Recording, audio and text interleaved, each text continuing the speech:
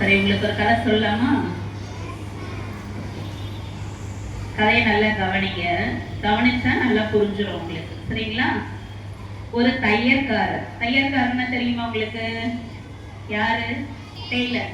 ஒரு டெய்லர் தன்னுடைய கடையில உட்காந்து துணிகளை தச்சுட்டு இருக்கிறாரு. அத அவனுடைய மகன் நின்று பார்த்துக்கிட்டே இருக்கிறான். அப்பா என்ன செய்யறாரு அப்படின்னு சொல்லி அந்த பையன் பக்கத்துல இருந்து பார்த்துக்கிட்டே இருக்கிறான். அவங்க அப்பா தச்சு முடிச்சுட்டு ஒரு புது துணியை எடுக்கிறாரு. எடுத்துட்டு என்ன செய்யறாரு அப்படின்னா, ஒரு பளபளப்பா ஒரு கத்திரிக்கோலை எடுக்கிறாரு. எடுத்த உடனே அந்த துணிகளை என்ன பண்ணுவாங்க? வெட்டுவாங்க. துண்டு துண்டா வெட்டுறாரு. இந்த பையன் அதெல்லாம் உற்று நோக்கி கொண்டே இருக்கிறான்.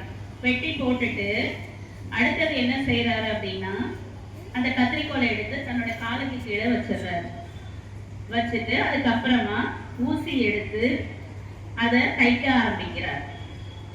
தச்சிலாம் முடிக்கிறாரு.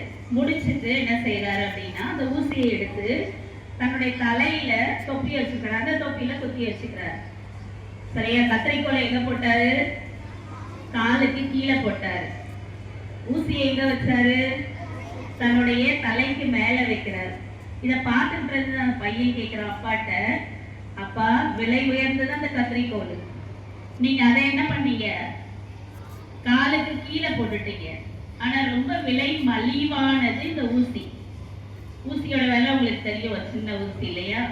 அந்த ஊசியை தூக்கிட்டு போய் தலை மேல குத்தி வச்சுக்கிறீங்களே, பத்திரமா வைக்கிறீங்களே, ஏன்பா அப்படின்னு சொல்லி கேட்கிறாரு.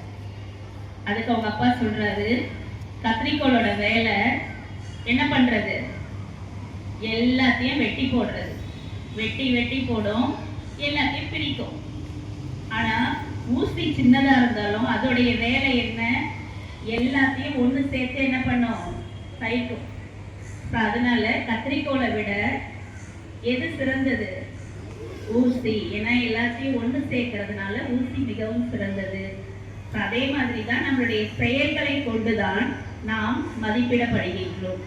மற்றவர்கள மதிப்பு நம்மகிட்ட உயரணும்னா நம்மளுடைய செயல்கள் அதற்கு காரணமா இருக்கணும். நம்மளுடைய செயல்கள் நல்ல செயல்களாக, உயர்ந்த செயல்களாக, அனைவரும் பாராட்டக்கூடிய செயல்களாக அது இருக்கும் பொழுது நாம் அனைவருடைய மதிப்பையும் பெறுவோம். எப்பொழுது நம்மளுடைய செயல்கள் அடுத்தவர்களுக்கு வெறுப்பை உண்டாக்குவதாக அல்லது தீயன செய்பவையாக, மற்றவர்களை காயப்படுத்துவதாக இருக்கும் பொழுது நாம் அனைவருடைய மதிப்பையும் இழந்து விடுவோம். எனவே அன்பு குழந்தைகளே, அனைவரும் பாராட்டக்கூடிய அளவில், மதிக்கக்கூடிய அளவில் உங்களுடைய மதிப்பு உயர என்னுடைய வாழ்த்துக்கள். தேங்க்யூ.